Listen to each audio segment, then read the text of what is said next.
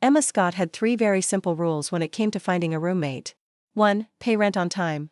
2. Don't steal her almond milk. 3. For the love of all that was holy, don't be a complete psychopath. Turns out, 2 out of 3 wasn't bad. It all started on a rainy Thursday afternoon when Emma's current roommate, Claire, announced she was moving to Bali to find herself with a yoga instructor she'd met on Instagram. "You'll love him, Em," Claire chirped, tossing bohemian dresses into a suitcase. "He believes in, like, universal energy and tax evasion. Anyway, you've got 30 days to find someone new before the lease renews. Love you." And just like that, Emma was alone. Her cozy, 1-bedroom Anaden apartment in downtown Boston wasn't exactly cheap, and with her junior marketing job barely covering rent and cold brew, she needed a roommate fast. Cue Craigslist. Cue disaster. First there was cat lady Karen, 5 cats, no litter box etiquette. Then Brody the amateur DJ, 2 turntables, 0 income. And finally, a guy named Tony who asked if weekly blood sacrifices were a deal breaker. By the time the last candidate left, Emma was 2 minutes away from listing her couch on Airbnb and moving back in with her parents. That's when he walked in. "Hi, I'm Jake," he said, leaning against the doorframe like he owned the place. Jake Turner. Tall, dark-haired, stupidly good-looking. He had the kind of smile that made you suspicious, like he'd just gotten away with something and was daring you to catch him. He was wearing jeans, a fitted gray t-shirt, and a baseball cap that somehow made him look more like a movie star than a guy looking for a sublet. Emma blinked. "You're here for the roommate thing? Unless this is a speed dating event," Jake said with an easy grin. "In which case, hi, I'm still Jake, and I make a mean omelet." Emma hated him instantly. Not really. But sort of. The walkthrough was awkward, mostly because Emma kept trying to point out the flaws in the apartment to scare him away. "This is the den," she said. "It's small, it's drafty, and the radiator hisses like it's possessed." "Perfect," Jake said, tossing his duffel bag onto the futon. "This is the kitchen. The stove is temperamental, and the fridge sometimes freezes your vegetables." "Great. Keeps the beer cold." "And the bathroom," she finished. "It's fine. As long as you don't mind the occasional screaming pipe." Jake's grin widened. "I've lived in worse." By the time she'd finished, Emma realized she was in trouble. Not because he wasn't a good candidate, he was too good, actually. Rent up front. Gainfully employed as a firefighter. Seriously, what was her life? Easygoing. Charming. The trouble was that living with someone like Jake Turner sounded like a very bad idea. Unfortunately, her bank account disagreed. By Saturday, the lease addendum was signed, the spare key was handed over, and Jake officially moved in. That night, as Emma sat in her bedroom with a glass of wine and a stress headache, she heard him whistling in the kitchen as he unpacked his pots and pans.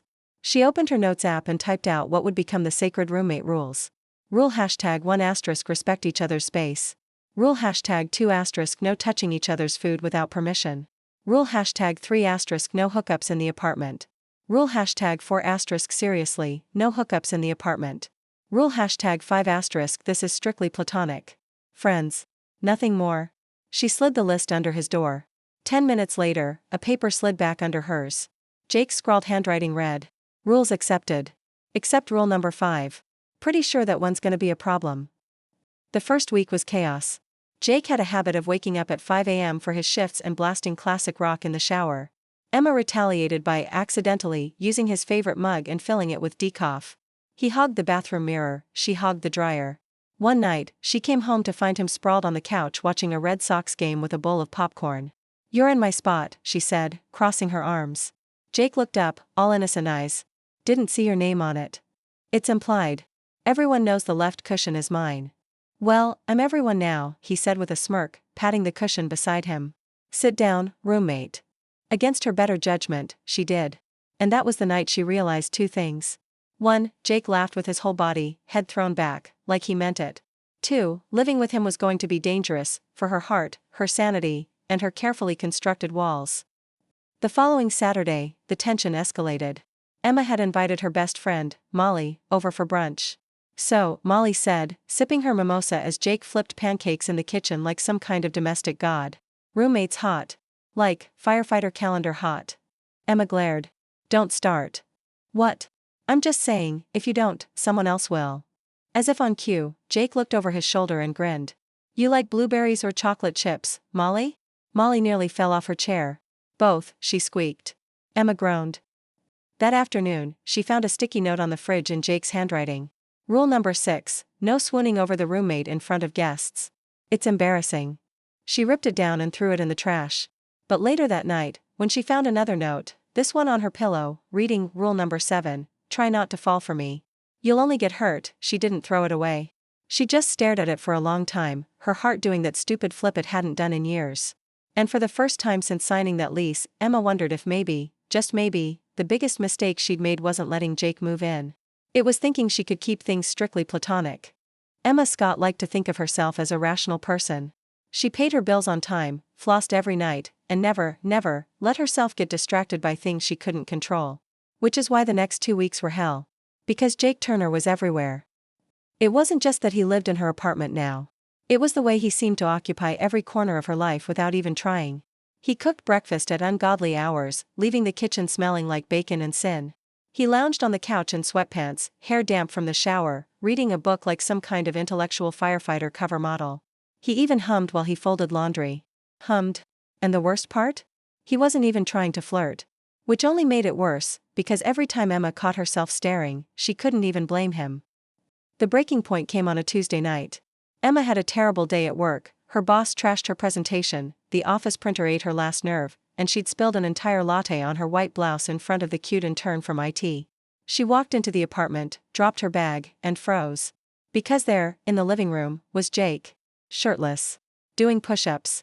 Hey, roommate, he said casually, not even looking up. How was your day? Emma made a sound that could only be described as a strangled squeak and fled to her room. Behind her, she swore she heard him chuckle. By Friday, Emma had decided she needed distance. Girls' night, she announced to Molly over the phone. Drinks, dancing, no firefighters allowed. Molly was all in, and that night, they hit their favorite bar. Emma threw herself into it, laughing, dancing, pretending she didn't feel like a complete cliché every time she thought about her ridiculously hot roommate. By drink number 3, she even let a guy buy her a cocktail. His name was Trevor. He was tall, handsome, and aggressively confident in the way only finance bros could be. You should let me take you out sometime, Trevor said, leaning closer. Emma smiled politely. Maybe. And that's when she felt it. That prickling sensation, like someone was watching her. She turned, and there he was. Jake. Standing by the bar, arms crossed, expression unreadable. What the hell, Emma muttered, but before she could say anything, Jake was there, sliding an arm around her shoulders like it was the most natural thing in the world. Hey, babe, he said smoothly. Sorry I'm late. Ready to go? Trevor blinked. Babe. Emma blinked harder. Babe. Jake ignored her, offering Trevor a smile that somehow managed to be both charming and threatening. Thanks for keeping her company. I'll take it from here. And just like that, Trevor backed off. Outside, Emma spun on him. What the hell was that? Jake had the nerve to look amused. Looked like some guy was bothering you. He was not bothering me. He was, mildly entertaining me. Jake tilted his head. Didn't look that way to me. Emma groaned. You are infuriating. Good thing I'm also handsome, he said with that infuriating grin. She turned away, muttering under her breath. But her cheeks were hot, and her heart was doing that stupid flip again. The next morning, there was a new sticky note on the fridge. Rule number 8, no fake boyfriends. She tore it down, but she didn't throw it away. The tension only grew from there. There were little moments, Jake brushing past her in the kitchen, his hand grazing her back, Emma falling asleep on the couch during a movie and waking up with a blanket she hadn't put there, late-night conversations that felt too easy, too intimate. And then came the fire. It was a Thursday evening when the alarm went off at Jake's station. Emma was on her way home from work when she saw the smoke rising in the distance. By the time she reached the apartment, the news was reporting it live, a warehouse fire, dangerous conditions, multiple units responding. She sat on the couch, phone in hand, trying not to think about the fact that Jake was out there. Hours later, when the door finally opened, she nearly collapsed in relief. He walked in, soot-streaked and exhausted, but alive. Hey, roommate, he said with a tired smile. She didn't even think. She just ran to him, throwing her arms around his neck. You idiot, she whispered, her voice breaking. You absolute idiot. His arms tightened around her. I'm okay, he murmured.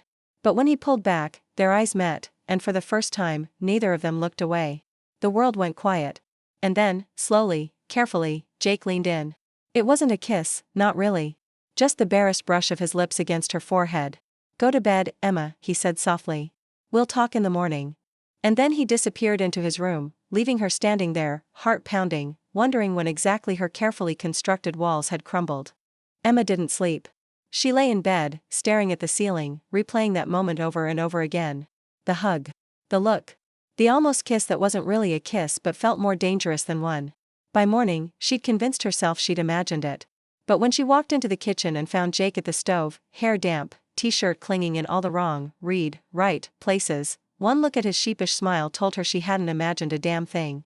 "Morning," he said softly, sliding a plate of pancakes her way. "Morning," she echoed, sitting at the counter.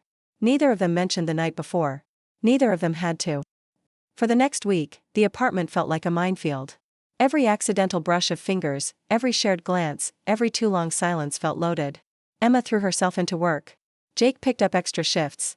But no amount of distraction could hide the truth: the so-called roommate rules were cracking. And then came the breaking point.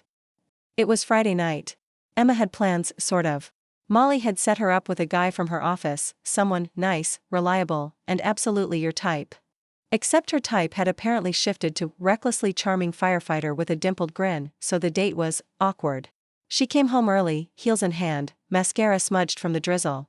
Jake was on the couch, nursing a beer and watching some old action movie. He looked up as she walked in. "Hot date?" he asked, voice casual but eyes sharp. Emma kicked the door shut. "If by hot you mean a soul-sucking dinner with a man who thinks Caesar salad is an exotic dish, then yes." "Scorching." Jake chuckled. "Maybe you just need better taste." She crossed her arms. "Excuse me?" "In men," he clarified, setting down his beer. "Better taste in men." Her jaw tightened. "Oh, so you're the expert now?" He stood, closing the distance between them in 2 easy strides. "Maybe." And just like that, the tension that had been simmering for weeks ignited. One moment, they were glaring at each other. The next, his hands were on her waist, her fingers tangled in his shirt, and his mouth, God, his mouth, was on hers. It wasn't sweet. It wasn't careful. It was weeks of denial and frustration and wanting crashing together all at once. When they finally broke apart, breathless, Emma managed, "I thought we had rules." Jake's grin was wicked. "Screw the rules." The days that followed were complicated. There were stolen kisses in the kitchen, whispered jokes in the hallway, and one very memorable morning when they both overslept because neither of them had bothered setting an alarm. But there were also doubts. Emma worried about what would happen if it all fell apart. Jake worried about his demanding job, about dragging her into the chaos of his life. And then came the gala. The fire department was being honored at a charity event, and Jake needed a +1. He didn't even ask. He just left a note on the fridge. Formal where required. Be ready at 7. J****. Emma almost didn't go. But when she walked into the living room in her navy dress and saw the way his jaw dropped, she knew she'd made the right choice. "You clean up nice," she teased. He offered his arm. "So do you, roommate." At the gala, surrounded by strangers, they slipped into something that felt easy. She laughed at his terrible jokes, he kept a protective hand on her lower back, and when the speeches started, he squeezed her hand like he couldn't not be touching her. It wasn't until the ride home that the bubble burst. In the quiet of the cab, Emma blurted, "What are we doing, Jake?" He blinked. "What do you mean?" "This," she said, gesturing between them. "Whatever this is. Because I won't be just some distraction for you." His brow furrowed. "Emma." "No," she said firmly. "I need to know if this is real. If you want me. Because if you don't, if this is just some fling, then tell me now so I can at least try to protect myself." The silence stretched, heavy and terrifying. Then Jake reached across the seat, taking her hand in his. "It's real," he said simply. "I want you. I've wanted you since the first day you yelled at me for leaving my boots by the door. And yeah, maybe I tried to play it cool, but I'm done pretending." Emma's heart stuttered. "You're sure?" He smiled softly. "I've never been more sure of anything." The rules came down the next morning, literally. Jake ripped the sticky notes off the fridge one by one, balling them up and tossing them into the trash. "No more rules," he said, leaning against the counter with that infuriating grin. "Unless you want to make one about me not eating your leftover pizza." Emma laughed, stepping into his space. "New rule, you're not allowed to look that good in sweatpants." "Noted," he murmured, before kissing her senseless. Months later, their apartment looked different. There were fewer sticky notes and more shared mugs, more pictures of them pinned to the fridge. They still argued, about laundry, about dishes, about his habit of using her fancy shampoo, but the fights always ended the same way, with laughter, with kisses, with the quiet comfort of knowing they were in this together. And every so often, when Emma caught Jake humming while folding laundry or making pancakes at dawn, she'd think about how it all started, with a Craigslist ad, a list of rules, and a boy she never saw coming. Some rules, she'd learned, were made to be broken.